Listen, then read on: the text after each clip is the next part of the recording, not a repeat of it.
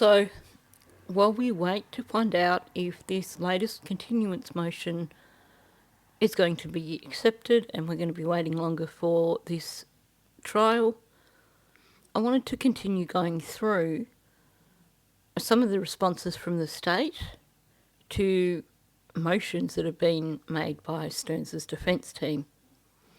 In this video, I want to have a look at jury instructions. So, Stearns' defence has put out a whole heap of motions. We know there's about 70 or 80 motions that were filed. I did know the number at one stage, but I've forgotten it. I know it was well and truly over 70. Amongst those, many of them are around jury instruction, jury selection, anything that they can control to basically try and take the DP off the table. Seems that Stearns' defence have accepted that he is indefensible. They seem to have accepted that he is going to be found guilty, so their approach is to try and make the penalty the least painful for him. So many of their motions are basically focused on that. Now, there are a number of motions that directly attack the DP, and there are several responses from Will J over them.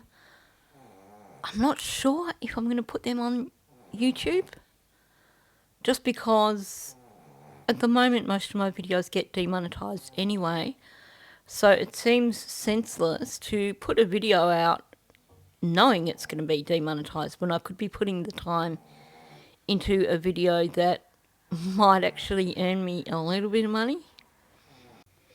And yes, if you were wondering, that is a snoring chihuahua in the background. Although by now most of you probably recognise the sound of Amir as snoring anyway. So as far as the continuance, I'm still waiting for the document to actually appear on the court website. All you have is a mention of the continuance. It may be that we don't get to see that until the 2nd, which is when the pre-trial motions are meant to start, and it may be that that is just one of the first things that is addressed then, in which case the pre-trial motions might be very short. It might be simply asking for a continuance, and then that's it. It will be interesting to see what happens there in terms of whether or not it will be granted. Generally, when you have a joint motion, then you would expect the judge is going to grant it. However, Judge Carsten has drawn his line in the sand previously and said that there's been enough delays with the trial. However, as someone pointed out in the comments section from my previous video, if the request for a continuance is because the judge still hasn't released his decision on the phone and the warrant motions, then it would be understandable, and he really wouldn't be in a position to deny the continuance. So maybe we'll find out what's going on Monday. Anyway, there doesn't seem to be a great deal of purpose behind discussing a continuance that we don't know anything about at this point in time. So let's just move on and look at the responses that Will J has filed to these motions that have been made by the defence team. As per usual, I will put all these documents into Patreon for you, so that if you want copies of them, you can go and grab them. And just in case there's anyone out there that doesn't know this, my Patreon is free to join, and anything you upload is also free. It is basically just a convenient way for me to put documents there for you to access without you having to jump through hoops to get them and without you having to pay money to get them. So these documents will be free on my Patreon. If you are not a member, all you have to do is hop over there. It just asks for your email address. You put your email address in and you don't have to select an amount. I know there is a $1 and a $2 tier for people who wish to support my channel, but that is not something you have to do. That is just there if you wanted to support my channel. By selecting free membership, you still get the documents for free. I should probably point out, given that I'm going to be doing a little bit of reading here, yes, I do have a fat lip at the moment. If you didn't catch my video yesterday, I was lying in bed with the chihuahuas having a bit of a snuggle. Amira was asleep on my pillow and I had a delivery at the front door. So she ran straight over my face and basically split my lip, and now I have a fat lip. So if I do sound a little bit funny, that is why. So on that note, let's jump in and have a look at these documents. Now I've noticed that Will J seems to like to play with his audience a little bit before actually coming to the point. So if something doesn't immediately become apparent in these documents, usually it does so as you progress through the document. I'll just say that in advance. So this is the state's response to defendant's motion for special jury instructions on mercy. Stefan wants all these special instructions. Okay, a similar request was made and denied in Woodbury versus State. I'm thinking that the defence team loves this case, Woodbury versus State. I think they just basically go to this case, and use it for precedent in all their motions, or many of their motions, without actually investigating to see actually if what they are citing was accepted by the Supreme Court. The Florida Supreme Court cited to Florida Criminal Standard Jury Instruction in quoting, regardless of the results of each juror's individual weighing process, even if you find that the sufficient aggravators outweigh the mitigators, the law neither compels nor requires you to determine that the defendant should be sentenced to death. Woodbury proposed a special instruction derived from the federal standard instructions which added, you may always consider mercy in making this determination.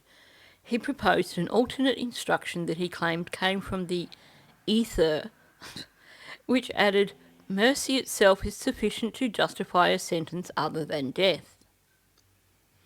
Okay.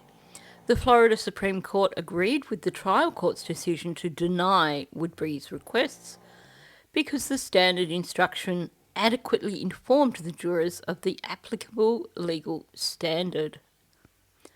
The Florida Supreme Court explained its analysis. When a juror votes for a life sentence, despite finding that the aggravators outweighed the mitigators and were sufficient to impose death, this decision is often referred to as a mercy vote. In fact, we have referred to the relevant provision of standard instruction 7.11 as the mercy instruction, Reynolds v. State.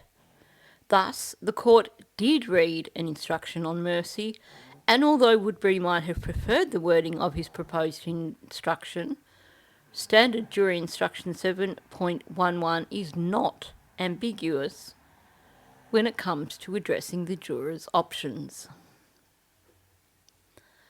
When it comes to jury instructions, repetition is not required as it serves only to give undue emphasis. Florida Power and Light Company v. Robinson.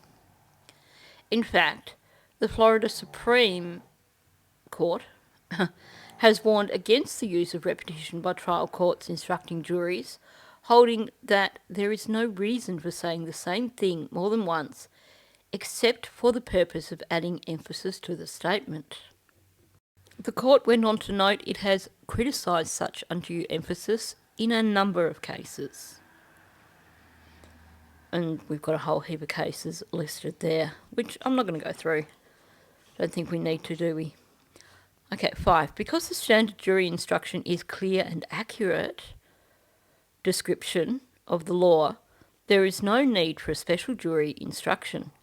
The defendant's request serves only to be repetitive and forces the federal government's interpretation upon the state of Florida when two different standards are used. The jury's sentencing decision is binding on the court. In Florida, the jury's decision is a recommendation to the sentencing court. Therefore, the defendant's motion should be denied. So essentially he's saying that Stearns is wanting to put undue emphasis on the mercy instruction when it's not necessary, because the instructions that are given to the jurors are not ambiguous and are actually quite clear. And it appears that Stearns' team have continued to go after Florida statute because that seems to be their other strategy. They want the laws changed just for Stefan's benefit. State's response to defendant's motion to declare 921.141 or 921.1416D or corresponding jury instruction to 921.1416D unconstitutional felony murder. This sounds like a very familiar statute. I'm pretty sure we've looked at it in other motions. The defendant challenges the constitutionality of Florida Statute 921 blah blah, arguing that 921.6D and the corresponding standard jury instruction are unconstitutional for failing to narrow the class of persons eligible for the death penalty and repeating an element of the offence, creating an unlawful presumption death is an appropriate sentence. Okay, the constitutionality of a statute and the interpretation of a provision of the Florida Constitution are questions of law subject to de novo review. Lewis versus Leon City. The constitutionality of a statute is a pure question of law subject to de novo review. You've just repeated yourself there, Will. As in all constitutional challenges, the statute comes to the court clothed with the presumption of correctness, and all reasonable doubts about the statute's validity must be resolved in favour of constitutionality. Okay, still not really getting it.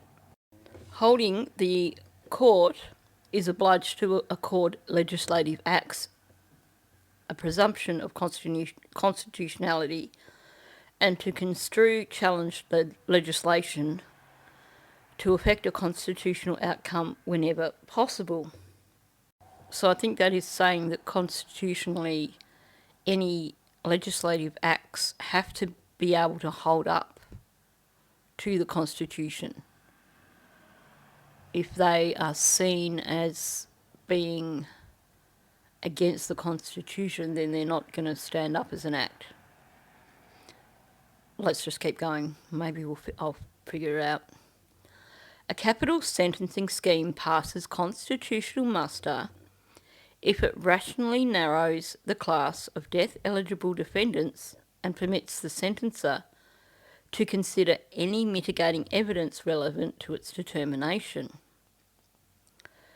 The Florida Supreme Court has repeatedly rejected the claim that Florida statute is unconstitutional because it automatically expands the class of persons eligible for the death penalty. Affirming sentence of death upon concluding the prior violent felony aggravator alone clearly satisfies the mandates of the United States and Florida constitutions. So I think what they're trying to claim is that Florida statute has a broader eligibility for the death penalty, possibly meaning that you are more likely to get the death penalty in Florida. Let's read on. Okay, so we've just said here the Florida Supreme Court repeatedly rejected the claim because it automatically expands the class of persons eligible for the death penalty. Affirming sentence of death upon concluding, the prior violent felony aggravator alone clearly satisfies the mandates of United States and Florida constitutions. So they're saying that if someone has a prior violent felony, as is what Stearns will be looking at, then that satisfies the mandates that exist. Okay, I get it now. Stefan wants to basically declare unconstitutional the part of the statute that means that once he gets that first sentence, that automatically puts him up for the death penalty. He wants that taken away so that he can avoid the death penalty.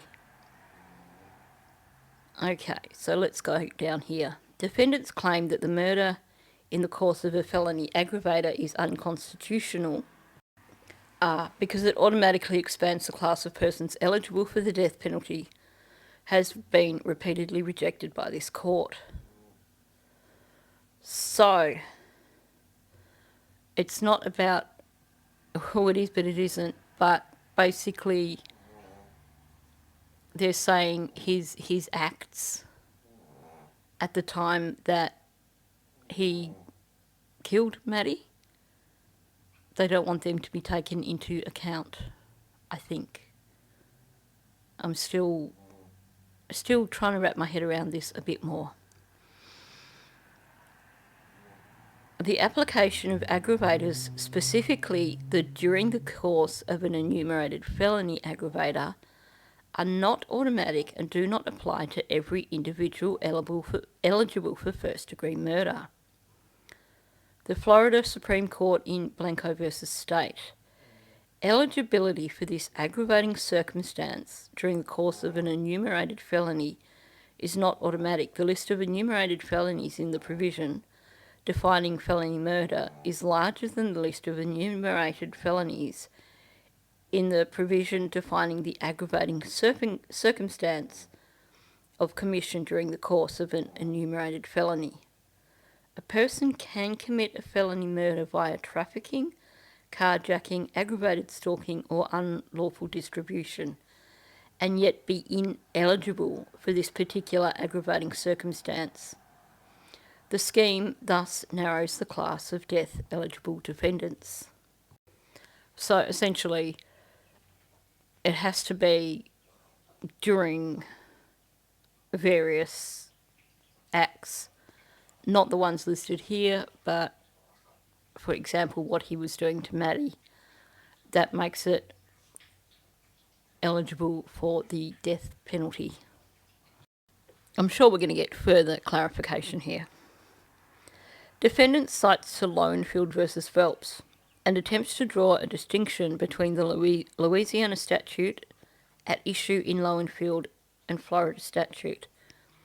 In Lowenfield, the defendant took issue with the fact that the sole aggravating circumstance found by the jury at the sentencing phase was identical to an element of the capital crime of which he was convicted. The defendant argued this overlap left the jury at the sentencing phase free merely to repeat one of its findings in the guilt phase, and thus not to narrow further in the sentencing phase the class of death-eligible murders. The court rejected this argument and reviewed Florida's sentencing scheme as analysed in Prophet v. Florida. In reaching its decision, the court held The narrowing function required for a regime of capital punishment may be provided in either of these two ways. The legislature may itself narrow the definition of capital offences, as Texas and Louisiana have done, so that the jury finding of guilt responds to this concern, or the legislature may more broadly define capital offences and provide for narrowing by jury findings of aggravating circumstances at penalty phase. As such, defendants' argument that Florida defines first-degree murder too broadly and only uses aggravating factors to narrow the class of death-eligible defendants is without merit. Additionally, the defendant asks the court to declare Florida Statute 921 unconstitutional as violative of the 8th Amendment to the United States Constitution.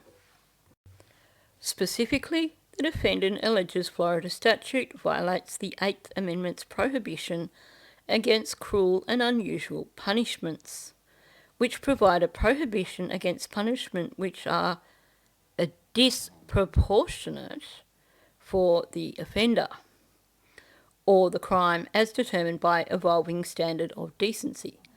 The defendant's arguments fail because they are not based in law. So what is at the base of all this is that essentially Stearns believes that what he did is not bad enough for him to deserve the death penalty. That's basically what all these words, what all this gobbledygook is about. He thinks that it is unfair and unconstitutional because he doesn't think that what he did is all that bad, or at least not bad enough to warrant the death penalty. The 8th Amendment, applicable to the states through the 14th Amendment, provides that excessive bail should not be required, nor excessive fines imposed, nor cruel and unusual punishments inflicted. Kennedy versus Louisiana. The Supreme Court has established the propriety and affirmed the necessity of referring to the evolving standards of decency that mark the progress of a maturing society to determine which punishments are so disproportionate as to be cruel and unusual. Proportionality review under those evolving standards should be informed by objective factors to the maximum possible extent. Significantly, the United States Supreme Court has identified that the clearest and most reliable objective evidence of contemporary values is the legislation enacted by the county's legislatures. More than 40 years ago, the United States Supreme Court explicitly held that the punishment of death does not invariably violate the Constitution. Gregg versus Georgia. The Gregg Court pointedly noted, in assessing a punishment selected by a democratically elected legislature against the constitutional measure, courts presume its validity. Courts may not require the legislature to select the least severe penalty possible, so long as the penalty selected is not cruelly inhumane or disproportionate to the crime involved. Thus, the court in Gregg stressed a heavy burden rests on those who would attack the judgment of the representatives of the people. Therefore, this court should apply Florida statute and the corresponding jury instructions and not declare them unconstitutional. So what he's saying, the court is saying there should be a heavy burden on anyone who wants to attack statute. And so basically the onus is on them to come up with a really damn good reason, and they haven't. So the jury instructions are not unconstitutional, nor is the statute. Wherefore, the state requests this court to deny defendant's motion to declare Florida statute and all these Florida statutes and or corresponding jury instructions unconstitutional. So he's basically saying, look, there's really no precedent for what they are trying to claim here, and the general standard is that if it is in statute, then you need to be able to come up with something really solid and really convincing to challenge that statute. Simply playing Stearns' game of "it's not fair" really doesn't hold up against anything.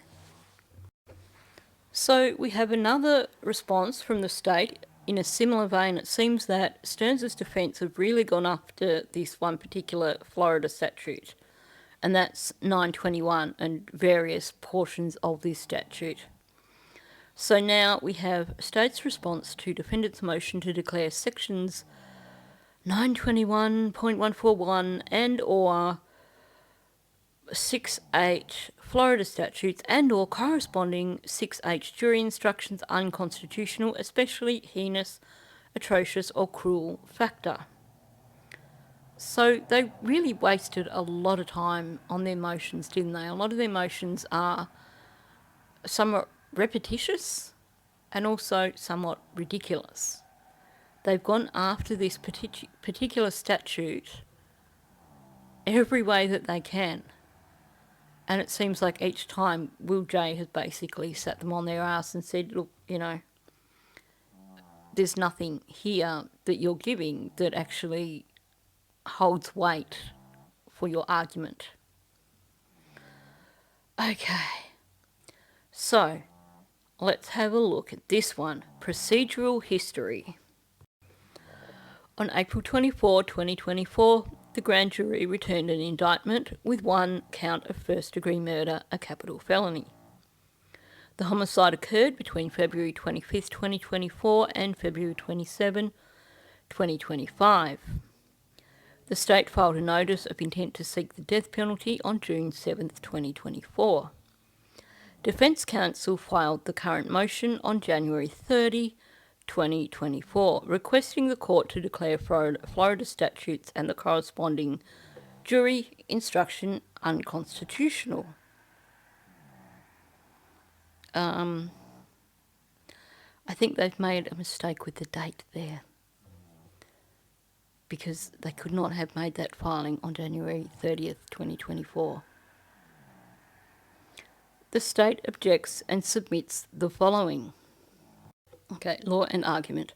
The defendant asks this court to declare a Florida statute unconstitutional by directing the court to general precedents and language of the United States Supreme Court in Maynard v. Cartwright and Godfrey v. Georgia. Defendant argues the general principles of these decisions allow the court to strike down a Florida law. Supporting that argument with an appeal to what the defendant believes is a body of inconsistent case law interpreting Florida statute. This one's where Will J really laid in by the looks of it.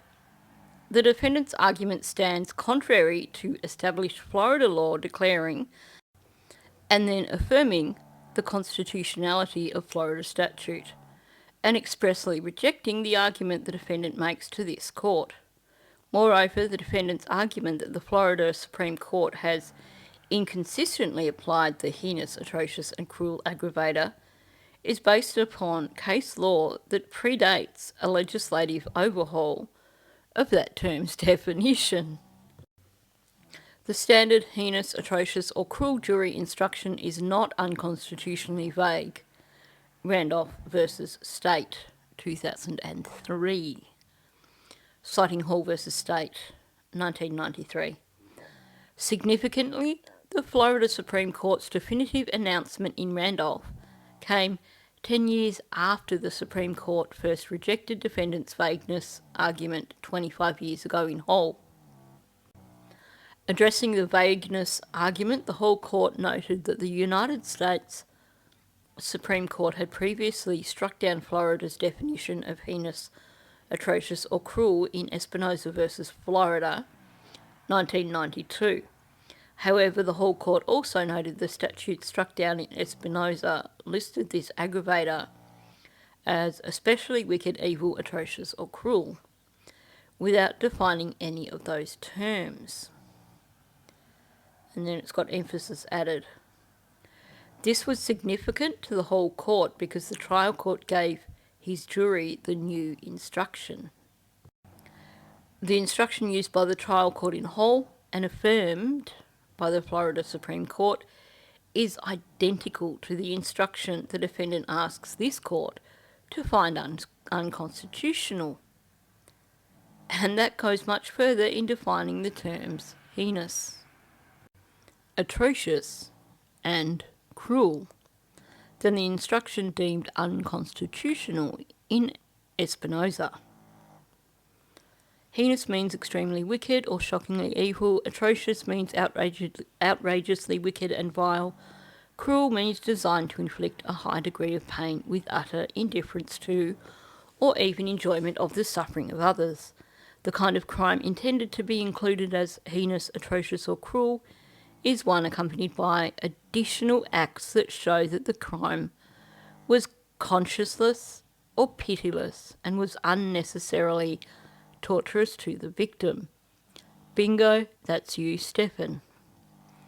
The defendant fails to cite or in any way discuss or distinguish the holdings in Espinoza, Hall or Randolph that are directly contradictory to his position.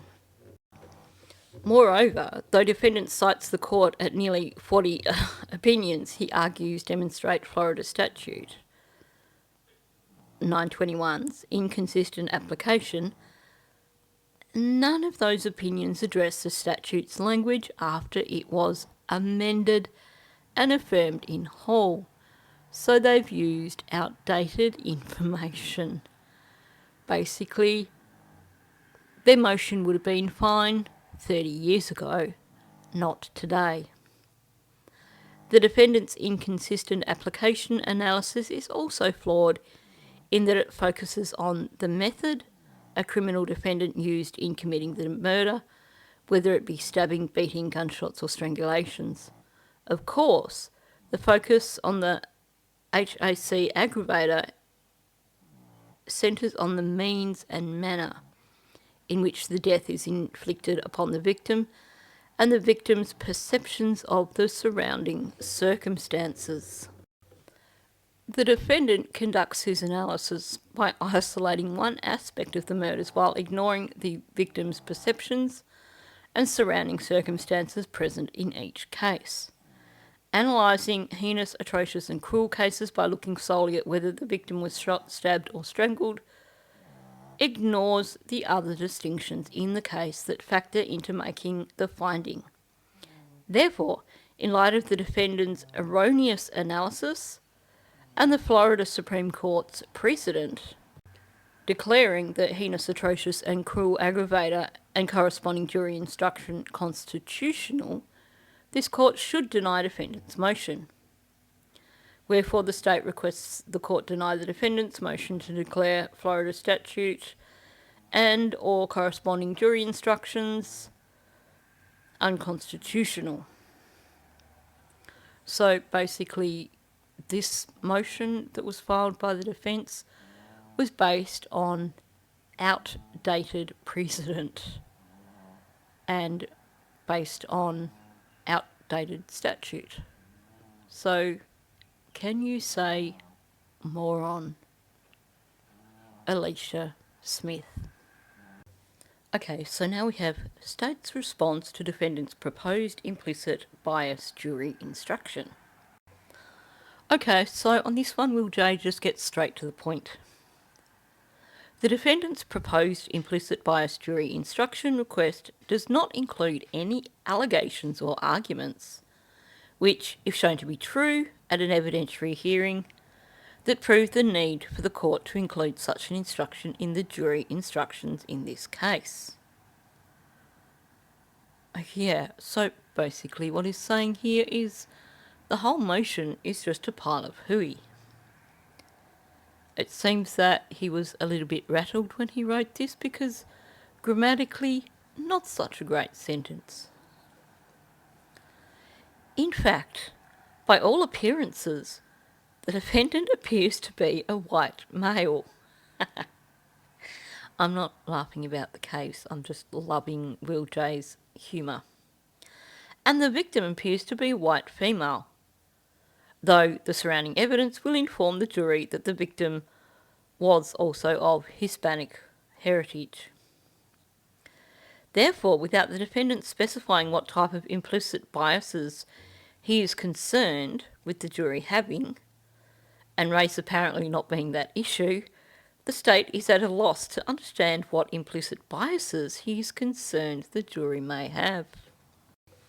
Well, here's the thing, Stefan. First of all, just looking at you makes most people sick, so maybe that is a bias.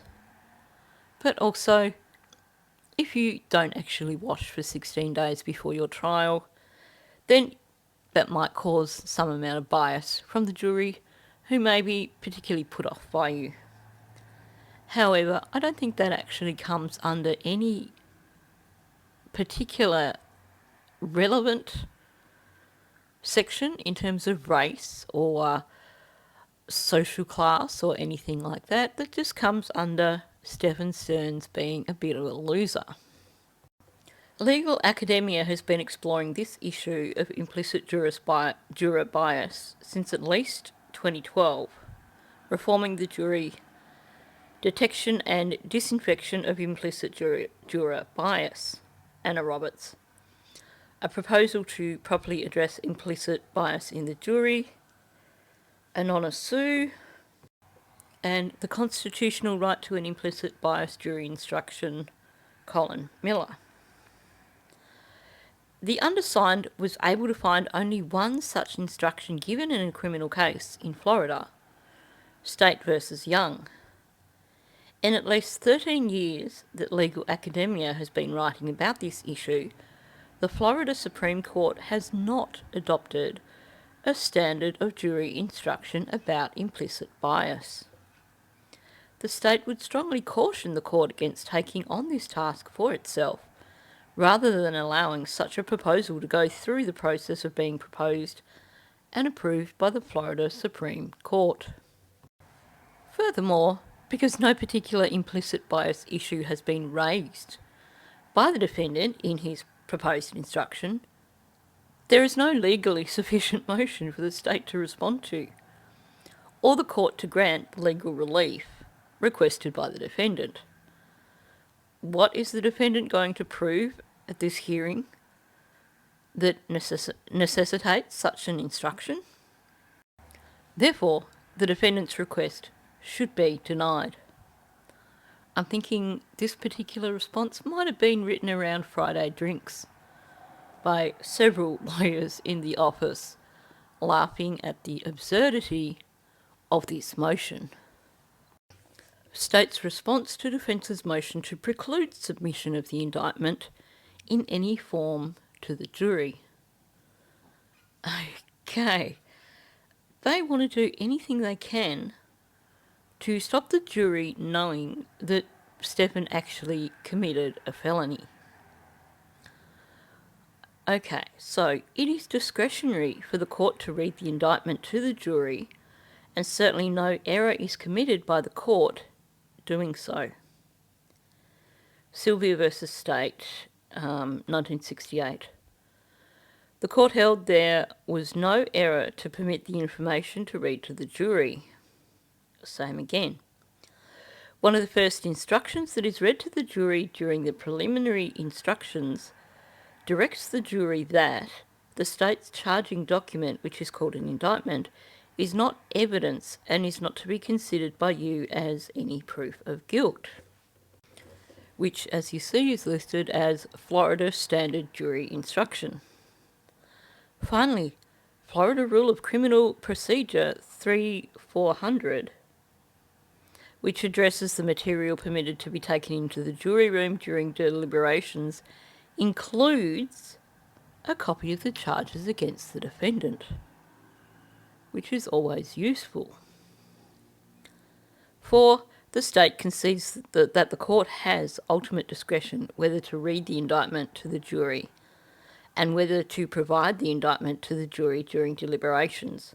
Thus, the state requests this court follow the same procedure as used in every other criminal trial and read the indictment to the jury in order to apprise the jury of the charges at issues, and then to provide a copy to the jury during deliberations. Wherefore the state requests this court to deny the defendant's motion to preclude submission of the indictment in any form to the jury. Honestly, it seems like their main focus is to try and do whatever they can to make the jury as toothless as possible, and also to try and throw out a bunch of Florida statutes that might actually allow for Stefan to be convicted.